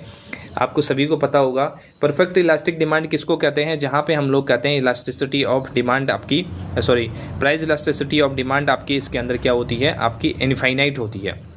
तो यहाँ पे आप देखेंगे तो डिमांड में प्राइस के अंदर थोड़ा सा चेंज होने से इनफाइनाइट चेंज आपको देखने को मिलता है प्राइस अपने डिमांड के अंदर। तो ये आपका कुछ कर्व इस तरीके से बनता है, सिंगल आपका हॉरिजॉन्टल फॉर्म में। फिर आपका वर्टिकल फॉर्म में बनेगा जो कि ये परफेक्टली इनइलास्टिक होता है। यहाँ पे आपके पास में प्राइस इलास्टिसिटी ऑफ डिमांड जो होती है आपकी, वो यहाँ पे 0 होती है। ठीक, यहाँ पे आपके पास में इलास्टिसिटी ऑफ डिमांड होती है इनफाइनाइट, इसको ऐसे लिखा हुआ भी आ सकता है आपके पास में, और ये 0 वाला केस हो जाएगा। तीसरा वाला होता है फेयरली इलास्टिक होता है। इसका मतलब यहाँ पे होता है इलास्टिसिटी ऑफ डिमांड आपकी क्या है, ग्रेटर देन 1 है। और फेयरली इनइलास्टिक में होता है इलास्टिसिटी ऑफ डिमांड आपकी लेस देन 1 होती है। ठीक, तो ये आपके 4 केस हैं। इसके अलावा एक और केस होता है जहाँ पे हम यूनिटरी इलास्टिसिटी ऑफ डिमांड कहते हैं, तो वहाँ पे इक्वल टू 1 होता है। अब इसके फटाफट से ग्राफ को समझ लेते हैं। 2 ग्राफ आपने समझ लिए हैं, बहुत ईजी है। इसमें आपको इनफाइनाइट वाला ग्राफ कुछ इस तरीके से दिखेगा जो कि एक्स एक्स के यहाँ पे पैरेलल होगा, और दूसरा आपका परफेक्टली इनइलास्टिक होगा जो कि आपके वाई एक्स के पैरेलल यहाँ पे देखने को मिलेगा। 2 तो आपके हो गए इलास्टिक, परफेक्टली इलास्टिक और परफेक्टली इनइलास्टिक के केस में। उसके बाद बात आती है फेयर। अब मैं इसके बाद एक बात करता हूँ यूनिटरी की। यूनिटरी के अंदर इक्वल होता है। जैसे हमने बात करें, इतना हमारा यहाँ पे डिमांड था, हमने प्राइसेस थोड़े से कम करे और आपके डिमांड इतनी बढ़ गई। मतलब कि जितने प्राइसेस में चेंज कर रहे हैं उसी प्रोपोर्शन में हमारे डिमांड में भी चेंजेस हो रहे हैं। तो आपके जो कर्व बनता है कुछ इस तरीके का बनेगा। मतलब इसके अंदर यूनिट में चेंज होगा। जितना यूनिट आपके प्राइसेस में चेंज हुए हैं उतना ही यूनिट आपके डिमांड में भी चेंज होगा। ठीक, लेकिन अगर आप देखेंगे यहाँ पे थर्ड की केस में, तो फेयरली इलास्टिक का मतलब क्या है, यहाँ पे प्राइसेस के अंदर थोड़ा सा चेंज कर रहे हैं तो आपके डिमांड में ज़्यादा चेंज देखने को मिल रहा है एज़ कम्पेयर टू प्राइस। क्योंकि आपने यहाँ पे प्राइस का ये रखा हुआ है तो डिमांड आपकी यहाँ है। ठीक है, देख पा रहे हैं। फिर आपने थोड़ा सा प्राइस को बढ़ाया तो डिमांड आपकी बहुत ज़्यादा यहाँ पे कम हो गई। अब आप देखेंगे जो ये पोर्शन है और ये जो पोर्शन है, इसमें आपको बहुत ज़्यादा डिफरेंस देखने को मिलेगा। तो ये है आपका फेयरली इलास्टिक। अगर हम फेयरली इनइलास्टिक की बात करें तो इसके अंदर हम प्राइसेस में ज़्यादा चेंज कर देते हैं तो हमारे डिमांड में बहुत ज़्यादा चेंज देखने को नहीं मिलता है। यहाँ पे आप देखेंगे तो प्राइसेस के अंदर आपने इतना ज़्यादा चेंज कर लिया लेकिन डिमांड आपकी थोड़े सा ही यहाँ पे बची हुई है। ठीक, तो ये आपके यहाँ पे होता है इलास्टिसिटी ऑफ डिमांड। अब उसके बाद इनकम इलास्टिसिटी ऑफ डिमांड को, ये तो प्राइस इलास्टिसिटी था, उसके बाद इनकम की बात आती है। सेम ही यहाँ पे कंसेप्ट है, इसके अंदर थोड़ा सा आपका प्राइस की जगह पे इनकम की बात यहाँ पे हो जाती है। तो हाई इलास्टिक का मतलब क्या हो गया यहाँ पे आपका, क्योंकि डिमांड आपका कुछ इस तरीके से बनता है आपका, अगर प्राइस इलास्टिसिटी, और इनकम वाला आपका कुछ इस तरीके से बनता है, क्योंकि इनकम और जो प्राइस और इनकम की बात होती है कुछ इस तरीके से होती है। ठीक, तो इनकम वाला कर्व आपका ऊपर को बनता है, ये बात आपने ध्यान में रखना है। और यहाँ पे देखेंगे हाई इलास्टिक के केस में कुछ इस तरीके से बनता है, जहाँ पे हम लोग बात करते हैं कि इनकम इलास्टिसिटी आपकी, इनकम के अंदर आपका थोड़ा सा चेंज आया तो आपकी प्राइस के अंदर डिमांड के अंदर बहुत ज़्यादा चेंज आ गया। जैसे आप यहाँ पे देख पाएंगे इनकम में थोड़ा सा चेंज आया लेकिन डिमांड में बहुत ज़्यादा चेंज आपको देखने को मिल रहा है। इसी तरीके से अगर बात करेंगे यूनिटरी के अंदर, तो जितना इनकम में चेंज आया है उतना ही प्राइस के अंदर भी चेंज देखने को मिलेगा। प्राइस कह रहा हूँ, क्वांटिटी डिमांडेड के अंदर। और लो इलास्टिक के अंदर अगर इनकम में बहुत ज़्यादा चेंज आ गया है तो डिमांड में थोड़ा बहुत ही चेंज आया है आपके। जीरो इलास्टिक के अंदर देखेंगे तो आपके इसके अंदर प्राइसेस, आपके इनकम में कितना भी चेंज हो जाए आपकी क्वांटिटी डिमांडेड वही रहने वाली है। और अगर हम लोग बात करते हैं लेस देन जीरो की, तो यहाँ पे आप देखेंगे कि हमारी जो इनकम है, इनकम के अंदर आपका थोड़ा सा चेंज ज़्यादा आ गया लेकिन फिर भी आपके डिमांड में बहुत ज़्यादा चेंज नहीं आया। तो ये सारे के सारे कंसेप्ट को आप देख पाएंगे। आई होप आपने पहले भी इन सभी को पढ़ा होगा। उसके बाद अगर बात करते हैं नेक्स्ट की, जो कि है हमारे पास में cross elasticity of demand. Cross के अंदर क्या बात होती है, जैसे हमने बात करी है अभी अलग अलग गुड्स की, तो इसके अंदर हमारे पास में एक तो सब्स्टिट्यूटिव गुड्स होते हैं, एक हमारे पास में कॉम्प्लीमेंट्री गुड्स यहाँ पे होते हैं। तो इसका जो फॉर्मूला होता है कभी कभी पूछ लिया जाता है एग्जाम के अंदर, तो इसको ध्यान रखना है क्रॉस के केस में। Percent change in the quantity demanded of group goods X divided by change in the price of good Y. तो हमने क्या करना है, क्वांटिटी डिमांडेड लेनी है एक गुड की, दूसरे की प्राइस को कंपेयर करना है। तो ये आपको यहाँ पे फॉर्मूला पता होना चाहिए। उसके बाद बात करें, इसके अंदर दो टाइप्स की होती है, दो टाइप हैं आपके पास में। एक तो पॉजिटिव क्रॉस इलास्टिसिटी होती है, जो कि सब्स्टिट्यूटिव गुड्स के केस में हम लोग कहते हैं। कहने का मतलब ये है कि अगर हमारे प्राइसेस इसके अंदर इंक्रीज होते हैं तो डिमांड दूसरे गुड्स के लिए बढ़ जाती है। ठीक, तो जैसे मैंने बात करी है एग्जाम्पल के लिए टी और कॉफ़ी की है। अगर टी की यानी कि चाय के प्राइसेस बढ़ जाते हैं तो कॉफ़ी की डिमांड क्या हो जाएगी, यहाँ पे इंक्रीज हो जाएगी। समझ गए बात को।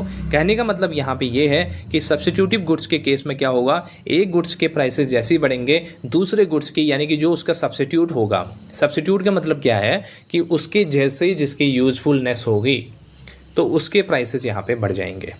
समझ रहे बात को। मतलब कि सब्स्टिट्यूट गुड्स को हम ऐसे समझ सकते हैं कि दोनों गुड्स में से अगर एक भी हो तो भी काम चल जाए। अगर चाय और कॉफ़ी के केस में अगर देखा जाए तो चाय भी अवेलेबल होगी, कॉफ़ी नहीं भी होगी तब भी चल जाएगा। लेकिन अगर कॉफ़ी अवेलेबल है, चाय नहीं है, तब भी चल जाएगा। दोनों साथ में होने कोई ज़रूरी नहीं है। तो इसको हम सब्स्टिट्यूटिव गुड्स कहते हैं। तो यहाँ पे बात होगी पॉजिटिव होती है, cross elasticity of demand for substitutive goods is positive always. तो ये हो जाएगा आपके लिए यहाँ पे। और एग्जाम्पल आपका चाय का एग्जाम्पल मैंने दे दिया है। फिर आपके पास में आ जाएगी नेगेटिव वाला केस, जो कि आता है कॉम्प्लीमेंट्री गुड्स के केस में। अब कॉम्प्लीमेंट्री गुड्स के केस में क्या होता है, एक के प्राइसेस बढ़ते हैं, दूसरे की डिमांड कम हो जाती है। एग्जाम्पल के लिए कार की ही बात कर लेते हैं। यहाँ पे लिखा भी हुआ है, जैसे कार के प्राइसेस बढ़ेंगे तो आपके पेट्रोल की डिमांड भी कम हो जाएगी। ठीक है, क्योंकि पेट्रोल बढ़ेगा तो आपकी कार की डिमांड कम हो जाएगी, क्योंकि एक दूसरे के कॉम्प्लीमेंट्री है ना। किसी एक से तो काम नहीं चल पाएगा, आपको कार भी चाहिए और आपको पेट्रोल भी चाहिए, तभी तो आपकी गाड़ी चल पाएगी। तो यहाँ पे लिखा भी हुआ है कि प्राइस ऑफ पेट्रोल राइज करते हैं तो डिमांड फॉर द कार्स आपके कम हो जाती है। तो ये आपके होते हैं कॉम्प्लीमेंट्री गुड्स के केस में। और जीरो क्रॉस इलास्टिसिटी का मतलब होता है जो अनरिलेटेड गुड्स हैं, जिनका एक दूसरे से कोई यहाँ पे रिलेशन नहीं है, वो यहाँ पे जीरो होते हैं। जैसे मिल्क और सूज का कोई यहाँ पे रिलेशन है, कुछ नहीं है। तो ये तीनों कैटेगरीज आपको ध्यान में रखनी है, इसको आप छोड़ना मत। ये एग्जाम के अंदर बहुत इंपॉर्टेंट क्वेश्चन बनता है और स्कोरिंग होता है, हर कोई इसको पढ़ के नहीं जाता। तो ये चीज़ें आपने ध्यान में यहाँ पे रखनी है। उसके बाद बात आती है methods of measurement of elasticity of demand. Elasticity of demand को कैसे हम मेजर कर सकते हैं, इसके अंदर हमारे पास में 4 मेथड होते हैं। बहुत ज़्यादा डिटेल में मैं नहीं करा पाऊँगा यहाँ पे, लेकिन फ़िलहाल के लिए आपको एक कंसेप्ट आइडिया दे दूँगा किस तरह से चीज़ें काम करती हैं। यहाँ पे बात आती है परसेंटेज या प्रोपोर्शनेट मेथड की। दूसरा आता है टोटल एक्सपेंडिचर मेथड, जिसको कि मार्शल ने दिया था। तीसरा आता है पॉइंट मेथड। चौथा होता है ARC मेथड। फर्स्ट मेथड की बात करें तो सबसे इजी है। यहाँ पे हम लोग बात करते हैं अपने प्रोपोर्शनल मेथड की, और ये प्रोफेसर मार्शल ने इसको दिया था। इसके अंदर वही फॉर्मूला होता है हमारे पास में, percentage of change in demand divided by change in the price. ठीक है, तो यहाँ पे देखेंगे तो ये आपका फॉर्मूला कुछ दूसरे तरीके से भी आप इसके अंदर बना सकते हैं। जैसे यहाँ पे परसेंटेज में है ना, तो परसेंटेज में ना लिख के अगर change in quantity divided by change in price भी कर सकते हैं आप। ऊपर आ जाएगा आपके प्राइस बट्टे क्वांटिटी। तो ऐसे भी आप इसको फॉर्मूले को बना सकते हैं। अब ये जो है आपका यहाँ पे परसेंटेज में ही दिया गया है। एग्जांपल आप देखेंगे तो ये आपका प्राइस फॉल हो गया आपका 10 से 8 में, तो 20% फॉल हुआ, तो 20 ऊपर आ जाएगा। और नीचे देखेंगे 100 से 120 यहाँ पे हो गया, 20% राइज हो गए यहाँ पे प्राइसेस। तो ये आपके 20% यानी कि 1 यहाँ पे आ गया, मतलब यूनिटरी इलास्टिक डिमांड आपकी बनती है। ठीक है, बात समझ गए। तो फॉर्मूला दोनों तरीके से याद कर सकते हैं, परसेंटेज में याद करना है या यूनिट में याद करना है, ये आप पे डिपेंड करता है। चलिए अब इसके अंदर आगे बात करते हैं और टोटल एक्सपेंडिचर मेथड पे हम लोग चलते हैं। टोटल एक्सपेंडिचर मेथड ये भी मार्शल ने यहाँ पे दिया था, और ये आपके इफेक्ट को देखता है प्राइस चेंज के अंदर। टोटल एक्सपेंडिचर आपका कितना हुआ है, मतलब प्राइस और क्वांटिटी को मल्टीप्लाई इसके अंदर किया जाता है। If total expenditure changes opposite to the price, तो प्राइस आपकी इलास्टिक डिमांड होती है। अगर हम इसके अंदर बात करें अपोजिट की, जैसे टोटल एक्सपेंडिचर और हम इसके अंदर प्राइसेस की बात कर रहे हैं, टोटल एक्सपेंडिचर और प्राइस अगर अपोजिट चल रहे हैं तो इलास्टिक डिमांड होती है। अगर टोटल एक्सपेंडिचर चेंज होता है उसी डायरेक्शन में जिसमें प्राइस चल रहा है, तो आपका इनइलास्टिक डिमांड होगा। और टोटल एक्सपेंडिचर रिमेन कांस्टेंट, तो आपका यूनिटरी इलास्टिक डिमांड होता है। अब यहाँ पे देखेंगे प्राइसेस आपके क्या हैं, यहाँ पे कम हो रहे हैं, 10 रुपये से 8 रुपये प्राइस हो गया है। डिमांड की बात करें तो आपका डिमांड बढ़ गई है 100 से 140 रुपये। टोटल एक्सपेंडिचर आपका हो गया है 10,000 का, और टोटल एक्सपेंडिचर आपका अपडेटेड पहले वाला कितना था 10,000 का, अब यहाँ पे कितना हो गया है आपका 1120 रुपये का हो गया है। तो क्या हुआ, टोटल एक्सपेंडिचर इंक्रीज हो गया जब प्राइसेस आपके कम हो रहे थे, तो ये इनइलास्टिक यहाँ पे होगा। सीधी सी बात, सिंपल सी बात आपको ये समझनी है, प्राइसेस आपके यहाँ पे कम हो रहे हैं और टोटल एक्सपेंडिचर कैसे निकलता है, जब हम टोटल मल्टीप्लाई कर रहे हैं अपने प्राइसेस और जो भी क्वांटिटी डिमांडेड हमारी है उसको। तो ये पहले वाले में आप देखेंगे 10,000 का था, 1,000 का था, क्योंकि हम यहाँ पे मल्टीप्लाई कर रहे हैं 10 और 1,000 को, 100 और 10 को। उसके बाद हमने टोटल जब प्राइसेस गिर गए, मतलब 10 रुपये से 8 रुपये आ गया ना, तो प्राइसेस क्या हुए, कम हुए। तब हमने टोटल एक्सपेंडिचर देखा तो टोटल एक्सपेंडिचर तो बढ़ रहा है जबकि प्राइसेस गिर रही हैं। तो इस केस में क्या होता है, ये आपकी इलास्टिक डिमांड होती है। ठीक है, तो ये आपकी क्यों हुई इलास्टिक, यहाँ पे आपको दिखेगा, ये 3-4 कंडीशन आपको दी गई हैं। उसके बाद आता है पॉइंट मेथड। पॉइंट मेथड आपका ये आपका ज्योमेट्रिक मेथड होता है। यहाँ पे ग्राफ के अंदर इसको हम लोग ज़्यादा अच्छे से समझ पाते हैं। उसके अंदर ग्राफ के अंदर हमारे पास में 2 पॉइंट्स होते हैं। एक आपका लोअर सेगमेंट होता है डिमांड कर्व का, एक अपर सेगमेंट होता है। एग्जाम के अंदर कभी कभी फॉर्मूला आ जाएगा। तो इलास्टिसिटी ऑफ डिमांड इसके अंदर ज्योमेट्रिक मेथड जो कि आपका पॉइंट मेथड है, बहुत सिंपल, सबसे सिंपल मेथड यही है। लोअर सेगमेंट से आपको अपर सेगमेंट को यहाँ पे लोअर सेगमेंट को अपर सेगमेंट से डिवाइड कर देना है, तो आपके पास में यहाँ पे आंसर आ जाएगा। अब यहाँ पे अगर बात करते हैं आपका, तो एक से ज़्यादा अगर आ जाएगा तो इलास्टिक होगा, एक से कम आएगा तो आपका इनइलास्टिक होगा, और साथ में अगर एक आ गया तो यूनिटरी होगा। ये आपको पता ही है। अब यहाँ पे आपका लोअर सेगमेंट 6 है और आपका अपर सेगमेंट 3 है, तो 6/3 आपका 2 आ जाता है, यानी कि इलास्टिक डिमांड होती है। ठीक है। ARC मेथड का फॉर्मूला आप यहाँ पे देखेंगे, ये यूज किया जाता है जबकि हमारे पास में लार्ज चेंज होता है प्राइस और डिमांड के अंदर, और ये एवरेज इलास्टिसिटी को कहीं ना कहीं मेजर करने का काम करता है। इसका फॉर्मूला अगर आप लोग देखेंगे तो ये आपका यहाँ पे फॉर्मूला है। ये आपका आ जाएगा यहाँ पे changes in the quantity but changes in the demand prices multiply P1 + P2, यानी कि दोनों के प्राइसेज, पहले प्राइस क्या था बाद प्राइस क्या था, डिवाइड कर देंगे इसको, पहले की क्वांटिटी क्या थी और बाद की क्वांटिटी क्या थी।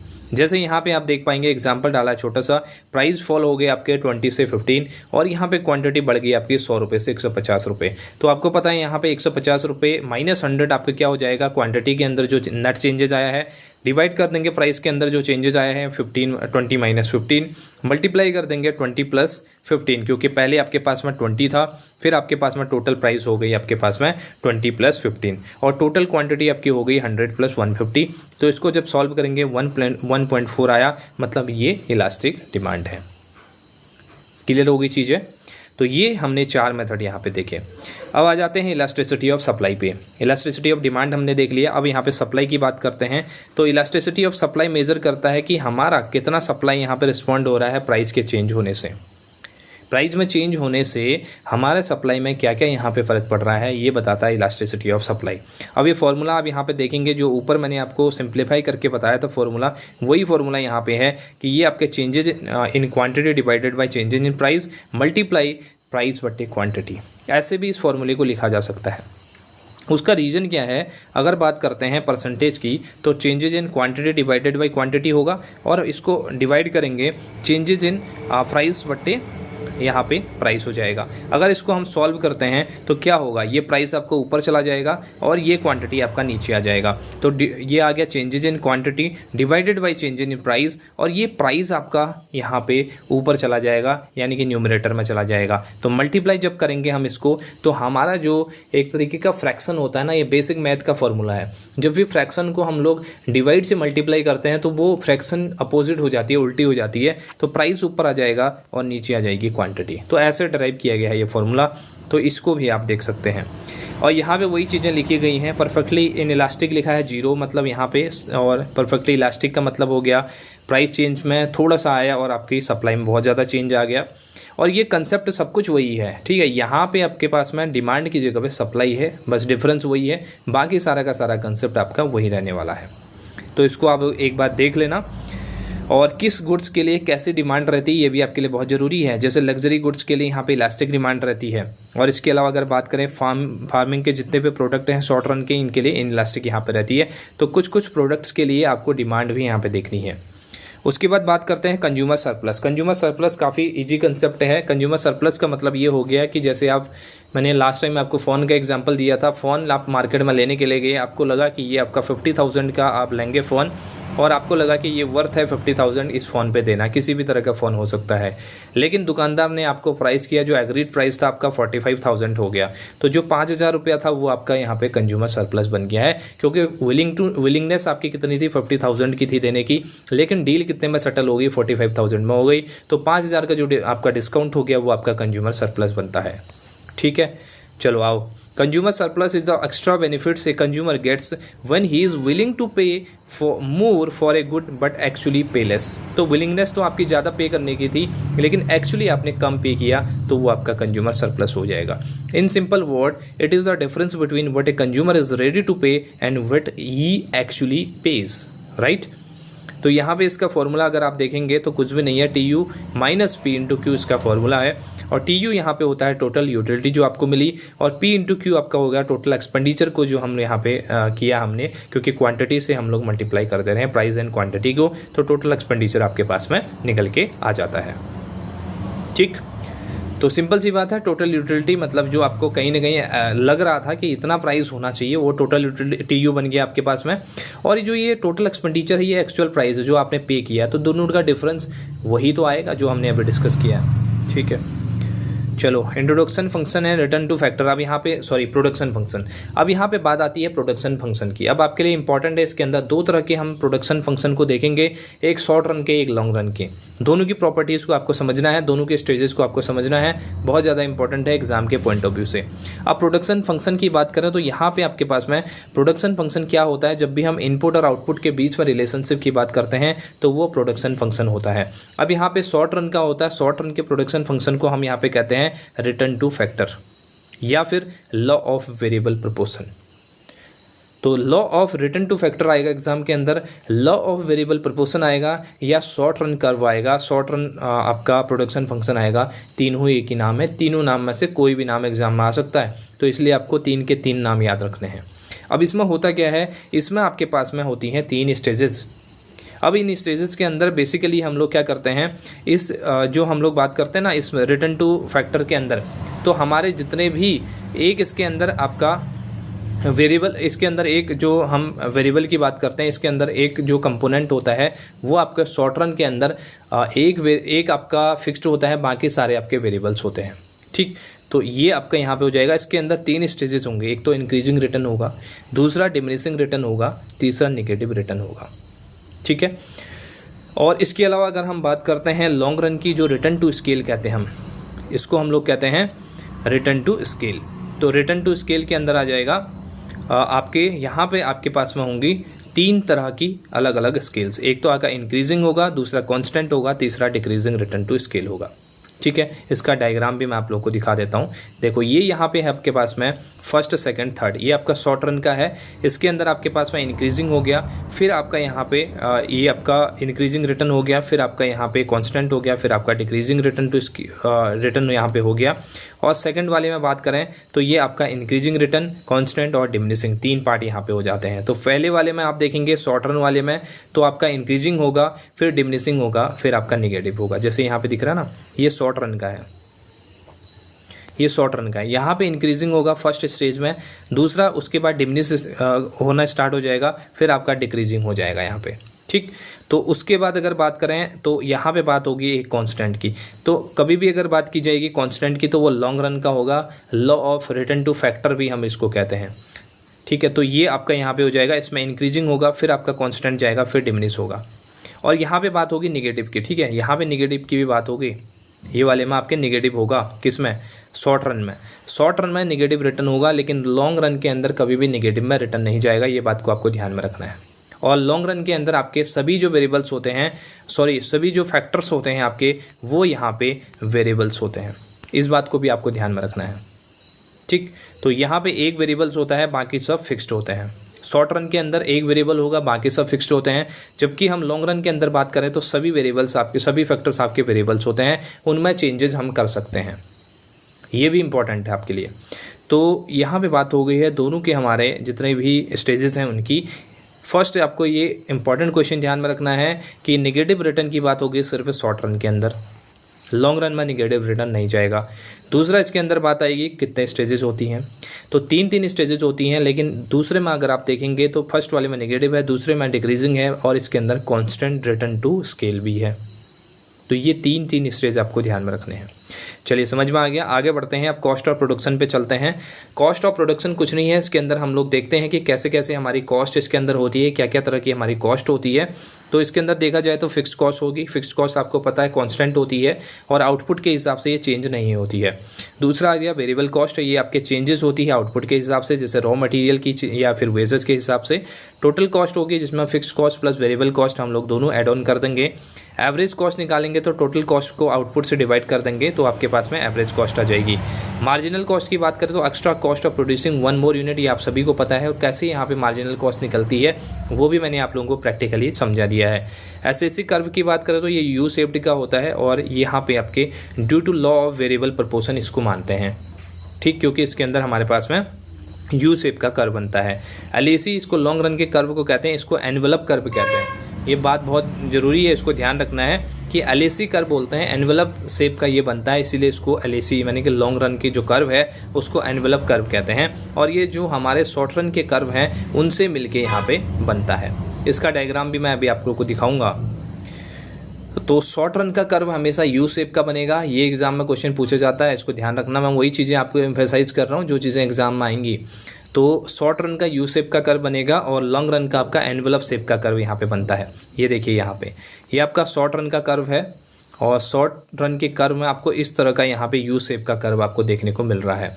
अगर हम लॉन्ग रन पे चलें तो ये जो हैं आपके शॉर्ट रन के जितने कर्व हैं उनसे मिलके बनता है। तो ये शॉर्ट रन का 1 हो गया, SAC 1, SAC 2, SAC 3, तो ये कुछ एनवेलप जैसा आपका बन गया, ये कुछ एनवेलप जैसा आपको दिख रहा, तो ये एनवेलप कर्व यहाँ पे होता है, इसको हम लॉन्ग रन के कर्व को रिप्रेजेंट करते हैं, ठीक है। उसके बाद थ्योरी ऑफ एक्सचेंज की बात आती है। थ्योरी ऑफ एक्सचेंज हमारा यहाँ पे क्या बताता है, एक्सप्लेन करता है कि डिटर्मिनेंट्स ऑफ एक्सचेंज रेशियो, इसके अंदर हम रिलेटिव प्राइस और एब्सोल्यूट प्राइस की बात करते हैं, जो कि मैंने आपको आई थिंक इंटरनेशनल बिजनेस में मैंने आप लोगों को बताया था, जिसमें मैंने कहा था कि आपके पास में 2 तरह के यहाँ पे एडवांटेजेस होते हैं। एक तो एब्सोल्यूट एडवांटेज होता है, एक रिलेटिव एडवांटेज होता है, जिसमें आपके एब्सोल्यूट एडवांटेज आपके एडम स्मिथ ने दिया था और रिलेटिव एडवांटेज रिकार्डो ने यहाँ पे दिया था, आपका कंपैरेटिव एडवांटेज थ्योरी जिसको हम लोग कहते हैं। तो ये यहाँ पे होता है, इन्हीं थ्योरी पे बेस है आपका थ्योरी ऑफ एक्सचेंज। इसके अंदर बहुत ज़्यादा आपको कुछ बताने के लिए नहीं है और थ्योरी वगैरह है इसके अंदर, बस बहुत लेंदी हो जाएगा, इसलिए इसको मैंने यहाँ पे स्किप किया है। अब बात आती है forms of market and equilibrium. तो यहाँ पे फॉर्म्स ऑफ मार्केट के अंदर बात होती है कि कितने तरह की यहाँ पे मार्केट हो सकती है। तो मार्केट के अलग अलग फॉर्म्स होते हैं, जहाँ पे हम लोग बात करते हैं परफेक्ट कंपटीशन की सबसे पहले। तो परफेक्ट कंपटीशन हमारे पास में होता है। परफेक्ट कंपटीशन में क्या होता है, इसके आपको प्रॉपर्टीज़ बहुत ध्यान रखनी है, इसके क्वेश्चन आपके एग्जाम में ज़रूर पूछा जाएगा। तो इसके अंदर बहुत सारे बायर्स और सेलर्स होते हैं, इसके अंदर होमोजीनियस प्रोडक्ट होते हैं और साथ में फ्री एंट्री और एग्जिट इसके अंदर होते हैं।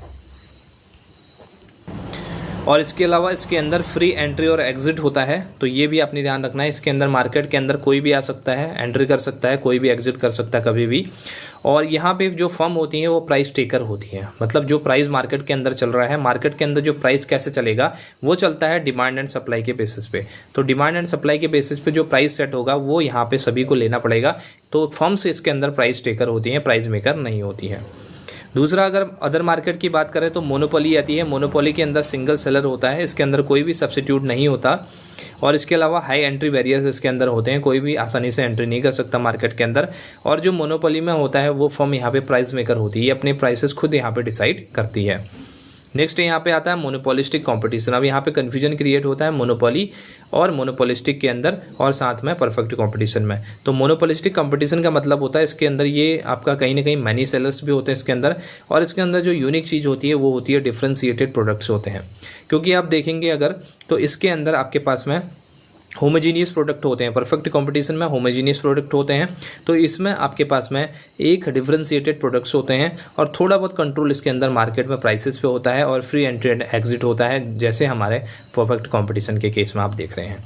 फिर आता है ओलिगोपोली। ओलिगोपोली के अंदर कुछ ही सेलर्स हमारे पास में होते हैं और इनकी आपस में इंटरडिपेंडेंसी होती है। साथ में यहाँ पे कार्टल्स और कल्यूजन फॉर्म होते हैं। कार्टल्स और कल्यूजन का मतलब ये है कि आपस में डील कर लेते हैं। जैसे प्राइसेस में मैंने बात करी, लास्ट टाइम मैंने आपको मार्केटिंग में एग्जांपल दिया था आपको स्कूटी का, तो वहाँ पे कार्टल फॉर्म होते हैं। कार्टल्स का या कल्यूजन का ये मतलब होता है कि ये लोग प्राइस वॉर से बचने के लिए आपस में डील कर लेते हैं या आपस में एक प्राइसेस की सेट कर लेते हैं कि हम इस लेवल के प्राइसेस को रखेंगे सो दैट कि यहाँ पे कंज्यूमर को मैक्सिमम बेनिफिट ना हो, हम लोगों को बेनिफिट हो। क्योंकि जब भी प्राइस वॉर होगा तो एक अगर प्राइसेस कम कर रहा है तो दूसरा लॉस करा के भी उससे कम करेगा, क्योंकि उसको अपनी सेलिंग तो करनी है। तो इसलिए यहाँ पे कार्टल्स फॉर्म हो जाते हैं, ये चीज़ आपको ध्यान में रखना है। फिर बात आती है मार्केट इक्विलिब्रियम की। तो यहाँ पे मार्केट की इक्विलिब्रियम कहाँ पे होगी, जहाँ पे हम लोग बात करेंगे डिमांड एंड सप्लाई इक्वल होगी, वहाँ पे मार्केट का इक्विलिब्रियम देखने को मिल जाएगा। नेक्स्ट यहाँ पे बात आती है इकोनॉमिक ग्रोथ एंड डेवलपमेंट की। तो काफ़ी इंपॉर्टेंट है आपके लिए, इसके यहाँ पे आपको मैंने पूरी टेबल डाल दी है। इकोनॉमिक ग्रोथ क्या होता है, इसकी मीनिंग यहाँ पे आपको लिखी गई है, rise in the real output और इनकम ऑफ द इकोनॉमी। तो यहाँ पे बात होती है जब भी हम बात करते हैं अपने इनकम बढ़ने की या फिर आउटपुट बढ़ने की, तो इसको हम इकोनॉमिक ग्रोथ कहते हैं। इकोनॉमिक डेवलपमेंट होता है rise in output with improvement in living standard, equality and welfare. तो यहाँ पे सिर्फ हम नंबर्स में बात नहीं कर रहे, इसमें हम लोग बात कर रहे हैं जो हमारे क्वालिटेटिव फीचर्स हैं उनके बढ़ने की भी, जैसे लिविंग ऑफ स्टैंडर्ड है, इक्वालिटी है, वेलफेयर है, ये सारी चीज़ें भी यहाँ पे हैं। अगर हम नेचर की बात करें तो नेचर कैसा है इसका क्वांटिटेटिव नेचर है। ये फोकस करता है आपके जीडीपी, इनकम, प्रोडक्शन पे, इकोनॉमिक ग्रोथ। जबकि हम बात करें इकोनॉमिक डेवलपमेंट की तो ये क्वालिटेटिव और क्वांटिटेटिव दोनों है, क्योंकि ये फोकस कर रहा है आपकी health, education, standard of living etcetera. और इसके अलावा इंडिकेटर की बात करें तो इंडिकेटर हमारे ग्रोथ के अंदर होते हैं GTP, GNP, PCI, per capita income. और अगर हम लोग डेवलपमेंट की बात करें तो इसमें एसडीआई है, ह्यूमन डेवलपमेंट इंडेक्स है, लिटरेसी रेट है, लाइफ एक्सपेक्टेंसी है, पुअर्टी रिडक्शन है, इक्वालिटी है, ये सारे यहाँ पे होते हैं। स्कोप की बात करें तो आपका ग्रोथ का स्कोप नैरो होता है, ये आपका इंक्रीज करता है खाली इकोनॉमिक वेरिएबल्स को, जबकि डेवलपमेंट का स्कोप आपका ब्रॉड होता है, इसके अंदर हम लोग अदर फैक्टर्स को भी इंक्लूड करते हैं, including social, cultural and institutional changes को भी। टाइम फ्रेम की बात करें तो ग्रोथ आपका शॉर्ट टर्म का प्रोसेस है, जबकि आपका कंटिन्यूस प्रोसेस है आपकी डेवलपमेंट।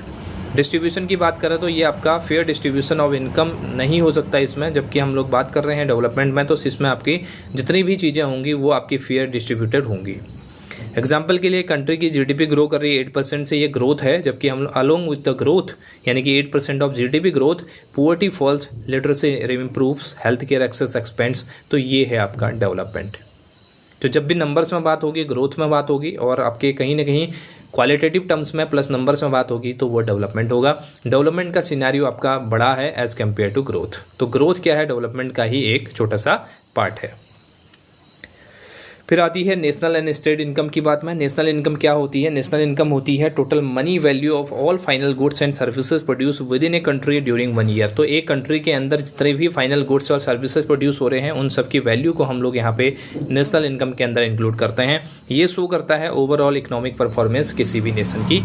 इसके मेथड्स की बात करें तो इसके अंदर हमारे पास अलग अलग मेथड्स होते हैं, जैसे आउटपुट मेथड है या प्रोडक्शन मेथड है। तो इसके अंदर जितना भी प्रोडक्शन हो रहा है फाइनल हर एक स्टेज के अंदर, तो वो सारे हम इसके अंदर देखते हैं। और अगर हम लोग बात करें दूसरा इनकम मेथड की, तो इसमें सम ऑफ फैक्टर से इनकम देखा जाता है, जैसे वेजेस है, रेंट है, इंटरेस्ट है, प्रॉफिट है, इससे कितना इनकम यहाँ पे हो रहा है, तो उन सब को हम टोटल करते हैं, वो इनकम मेथड के अंदर आता है। तीसरा आता है जो कि सबसे ज़्यादा पॉपुलर है, एक्सपेंडिचर मेथड। एक्सपेंडिचर मेथड में हम लोग क्या कर रहे हैं, सम ऑफ फाइनल कंजम्पशन, जितना भी फाइनल कंजम्पशन है उसका सम, इसके अलावा investment plus government expenditure plus net export. अब नेट एक्सपोर्ट कभी कभी एग्जाम में जनरली क्वेश्चन पूछ लेगा, नेट एक्सपोर्ट कैसे निकालते हैं? तो नेट एक्सपोर्ट का फॉर्मूला होता है एक्सपोर्ट में से इंपोर्ट को माइनस कर देंगे तो वो आपका नेट एक्सपोर्ट यहाँ पे आ जाएगा। तो ये सारी चीज़ों को जोड़ दिया तो एक्सपेंडिचर मेथड के थ्रू आप यहाँ पे मेजरमेंट कर पाएंगे। फिर स्टेट इनकम की बात आई, स्टेट इनकम भी सेम तरीके से निकलती है, फॉर्मूला मेथड सब कुछ सेम है। और इसके अलावा मेजर की जाती है इसको gross state domestic product GSDP से या फिर net state domestic product NSDP से। एग्जाम्पल के लिए Uttarakhand GSDP indicates states economic size and the growth. ठीक है, उसके बाद हम लोग आगे बढ़ते हैं और यहाँ पे आते हैं balance of payment. Balance of payment बहुत ज़्यादा इंपॉर्टेंट है आपके लिए, इसके कंपोनेंट आपको पता होना चाहिए। बैलेंस ऑफ पेमेंट क्या होता है? The balance of payment is a systematic record of the all economic transactions between the resident of a country and the rest of the world during a given year या given period. तो यहाँ पे क्या होता है, हमारे पास में एक कंट्री है, हम रेस्ट ऑफ द वर्ल्ड कितने भी ट्रांजेक्शन हमने करे हैं with in a financial year generally या 1 ईयर में हम यहाँ पे देखते हैं, तो वो हमारा बैलेंस ऑफ पेमेंट होता है। जितने भी ट्रांजेक्शन हमारे हुए हैं दूसरे रेस्ट ऑफ द वर्ल्ड के साथ में किसी भी कंट्री के, तो वो एक पर्टिकुलर टाइम पीरियड के अंदर जो हमारा एक अकाउंट बनता है वो हमारा बैलेंस ऑफ पेमेंट होता है। It includes trade in goods, services, investment, loans, remittances and all inflows and outflows of foreign exchange। तो एक तरीके से ये आप समझ सकते हैं पीएनएल टाइप का ही है, जो कि एक कंट्री का बनता है रेस्ट ऑफ द वर्ल्ड के साथ में कितना हम यहाँ पे अपने ट्रांजेक्शन्स कर रहे हैं, कितना इनपुट और आउटपुट हुआ है, सबकी यहाँ पे डिटेल होती है। अब इसको डिटेल में थोड़ा सा समझते हैं क्योंकि ये इंपॉर्टेंट है आपके लिए। इसमें हमारे पास में कंपोनेंट्स होते हैं। कंपोनेंट में जनरली आपके पास में मेजरली 2 तरह के अकाउंट्स होते हैं, और आपके करंट अकाउंट और कैपिटल अकाउंट। इसके अलावा एक और अकाउंट होता है जिसको हम लोग ओमिशंस का अकाउंट बोलते हैं, अभी उसको समझेंगे। उससे पहले हम लोग यहाँ पर समझते हैं करंट अकाउंट क्या होता है। करंट अकाउंट के अंदर जनरली हमारे पास में वो चीज़ें आती हैं जो हमारे शॉर्ट टर्म की होती हैं, जैसे गुड्स हो गए, मर्केंटाइज ट्रेड हो गए, मतलब इसके अंदर इंपोर्ट एक्सपोर्ट हो गया, वो चीज़ें करंट अकाउंट में आ जाएंगी। और इसके अलावा गुड्स की बात यहाँ पे हो रही है। फिर सर्विसेज की बात भी होगी, सर्विसेज और गुड्स दोनों की होगी। और एग्जाम के अंदर कभी कभी पूछता है, आपको गुड्स सर्विसेज लिख के नहीं देगा, आपको बोलेगा इनविजिबल आइटम, तो इनविजिबल आइटम का मतलब हो गया सर्विसेज। ठीक है बात, तो इसको भी ध्यान रखना है। जैसे बैंकिंग है, शिपिंग है, इंश्योरेंस है, IT सर्विसेज है, टूरिज्म है, एक्सेट्रा। तो विजिबल हो गए आपके गुड्स, इनविजिबल हो गए सर्विसेज, तो इसको आपको बहुत ध्यान से करना है। इनकम के अंदर आगे wages, interest, dividend earn from the abroad and paid to foreigners, और फिर आपके करंट यहाँ पे ट्रांसफर हो गए, रेमिटेंसेज हो गए, गिफ्ट्स हो गए, ग्रांट्स हो गए और डोनेशंस हो गए। तो ये करंट अकाउंट के पार्ट होते हैं। आपको पता होना चाहिए करंट अकाउंट में कौन कौन सी चीज़ें आती हैं और आपके कैपिटल अकाउंट में कौन कौन सी चीज़ें आती हैं। अब इसके अंदर अगर हम लोग बात करें ट्रांसफ़र की, तो यहाँ पे अगर हम बायलैटरल ट्रांसफ़र की बात कर रहे हैं तो वो कैपिटल अकाउंट का पार्ट होगा, इसको याद रखना। अगर हम लोग बात कर रहे हैं यूनिलैटरल ट्रांसफ़र की, मतलब एक साइड से पैसा आ रहा है, तो वो आपका करंट अकाउंट में आएगा। ठीक, अगला चलते हैं। यहाँ पे कैपिटल अकाउंट के अंदर आता है जो भी आपके इनफ्लोज एंड आउटफ्लोज हैं कैपिटल के, कि आपने कितना पैसा लिया है, कितना पैसा दिया है किसी कंट्री को। इसके अलावा इंक्लूड करेगा लोन्स को, फॉरेन डायरेक्ट इन्वेस्टमेंट FDI कितना हुआ है, पोर्टफोलियो इन्वेस्टमेंट कितना हुआ है, एक्सटर्नल बोरोइंग हमारी कितनी है, बैंकिंग कैपिटल कितनी है। ये सारी आपकी लॉन्ग टर्म की जितनी भी चीज़ें हैं वो आपकी कैपिटल अकाउंट के अंदर आती हैं। उसके बाद बात करेंगे हम लोग ऑफिशियल रिजर्व अकाउंट की, जिसको कि ओमिशंस वगैरह के लिए यूज किया जाता है। तो इसमें आता है मेंटेन किया जाता है ये सेंट्रल बैंक के द्वारा। जब भी हमारी बात होती है कि हमारा जो बैलेंस ऑफ पेमेंट है, वैसे जनरली ये हमेशा बैलेंस रहता है, ये यहाँ पे अजम्पशन चलता है। लेकिन कभी कभी बैलेंस नहीं रहता है, तो उसके केस में ओमिशन में दिखा के चीज़ों को बैलेंस कर लिया जाता है और फिर बाद में उसको उसके कॉज को फाइंड आउट किया जाता है कि ये डिसबैलेंस कैसे हो गया। डिसइक्विलिब्रियम के केस में यहाँ पे देखा जाता है। ठीक है, तो यहाँ पे हमारा जो चेंज होता है वो भी रिकॉर्ड किया जाता है, जैसे फॉरेन एक्सचेंज रिजर्व्स में, गोल्ड में, SDRs में। तो यहाँ पे भी ये इंपॉर्टेंट होता है।